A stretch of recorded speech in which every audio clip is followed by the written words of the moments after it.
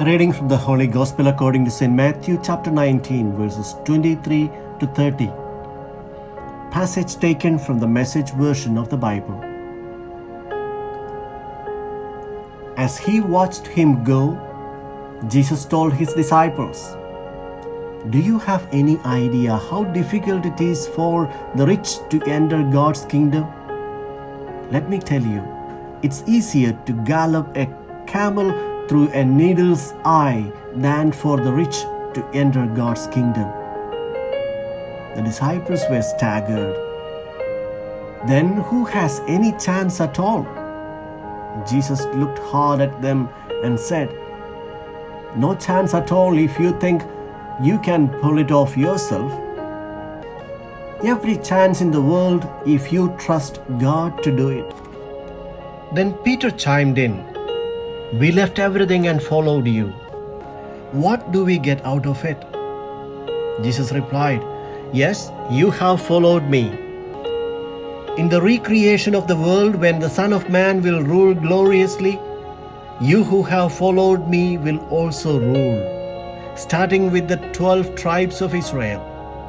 And not only you, but everyone who sacrifices home, family, fields, whatever, because of me will get it all back 100 times over, not to mention the considerable bonus of eternal life." This is the greatest reversal. Many of the first ending up last, and the last the first. The Gospel of the Lord.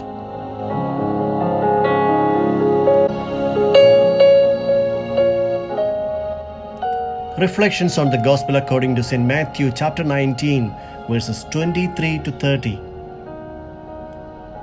Nobody gets to heaven without a letter of reference from the poor, writes Father Rolheiser in one of his columns. The Gospel makes a definitive proposal today.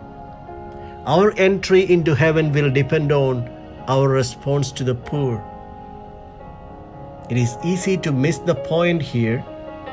Jesus isn't saying that wealth is bad, nor is he saying that the poor are more virtuous than the rich. There are so many virtuous people who are rich. So, what does Jesus mean when he says it is hard for the rich to enter heaven? Matthew is making a point to his listeners. The dangers of riches are that the wealth blinds people so that they don't see the need of the poor anymore. But care should be taken not to glamorize poverty. Economic poverty is not a moral virtue. The focus of the Gospel is to learn to utilize one's resources and wealth responsibly and ethically. Our faithful must be educated on financial literacy. Judicious and responsible use of one's wealth is the criterion for financial literacy. In one of his popular parables, Jesus speaks of the landowner who had a huge harvest on one occasion, and he tells himself, "Eat and drink and make merry, my soul, because your storerooms are full and you can enjoy the rest of your life." But the Lord calls him fool. Your resources and wealth are not meant for the storerooms. They are like the manna. They are good enough just for one day.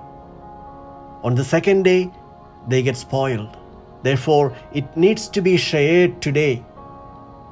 Disciples are promised great results for the sacrifices they make, not in the next life, but here on earth.